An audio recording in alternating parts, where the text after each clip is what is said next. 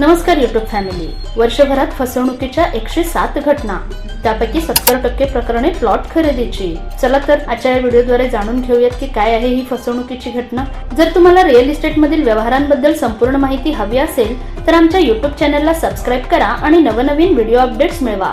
Subscribe करा आणि तुमच्या रिअल इस्टेट नॉलेज मध्ये भर घाला. गेल्या वर्षी फसवणुकीच्या 107 हून अधिक घटनांची नोंद पोलिसात झाली. त्यापैकी 90 घटना उघडकीस आल्या.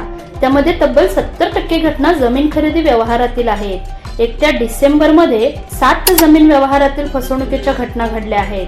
विशेष म्हणजे दुय्यम निबंधक कार्यालयात दस्त नोंदणी झाल्यानंतर फसवणुकीचे प्रकार उघडकीस आले आहेत. यावरून निबंधक कार्यालयातील कामकाजाविषयी प्रश्नचिन्ह उपस्थित होते.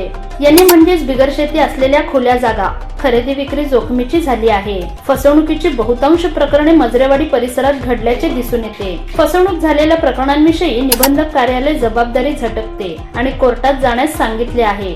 त्यामुळे सरासरी दर महिन्याला जमीन फसवणुकीतील किमान 10 प्रकरणे दिवाणी कोर्टात दाखल होत असतात. बहुतांश प्रकरणे मजरेवाडी परिसरातीलच आहेत. म्हणूनच खरेदीआधी या गोष्टी पाहणे अत्यंत गरजेचे आहे. पहिली म्हणजे 7/12 उतारा व प्रॉपर्टी कार्डची खात्री करणे.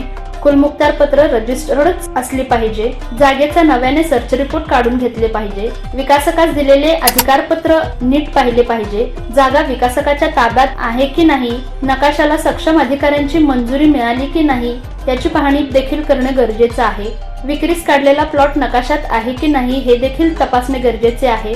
विभागणी केलेला प्लॉट तर नाही ना हे पाहणे अत्यंत गरजेचे आहे. बिनशेती म्हणजेच येणे परवाना आहे की नाही हे देखील बघणे अत्यंत गरजेचे आहे. प्लॉट विकण्याविषयी काही बंधने आहेत का या संबंधित ऑर्डर आणि त्यावरील अटी देखील तपासणे अत्यंत गरजेचे आहे.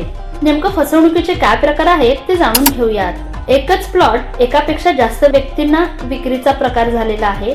इसारा पावती एकासोबत करून जमीन दुसऱ्याला विकलेले, कर्जापोटी जमीन बँकेकडे गहाण असताना परस्पर विकलेले, कुळांची संमती अथवा हक्कसोड नसताना जमीन विकणे, 7/12 उतारावर बोजा चढवणे, परस्पर गहाणखत करणे, मूळ मालकाऐवजी बोगस व्यक्तीकडून खरेदी दस्त देणे, अशा पद्धतीचे वेगवेगळे प्रकारे फसवणुकीच्या घटना घडलेल्या आहेत. त्यामुळे जागेचा 30 वर्षांचा सर्च रिपोर्ट मिळतो तो पाहिलाच पाहिजे. नागरिकांनी जमिनीच्या कागदपत्रांची सत्यता पडताळणी करूनच व्यवहार करावा. मूल्यांकन करून घ्यायचे असेल तर दुय्यम निबंधक यांच्याकडून घ्यावे. विहित फी भरून मूल्यांकन सुविधा दुय्यम निबंधक कार्यालयात शासनाने पक्षकारांसाठी उपलब्ध करून दिलेली आहे. खरेदी व्यवहारासाठी आवश्यक कागदपत्रांची खरेदीदाराने स्वतः खात्री करूनच व्यवहार करावा. नोंदणी व मुद्रांक विभागाच्या संकेतस्थळावर ऑनलाईन सर्च रिपोर्ट सुविधा उपलब्ध करून दिली आहे.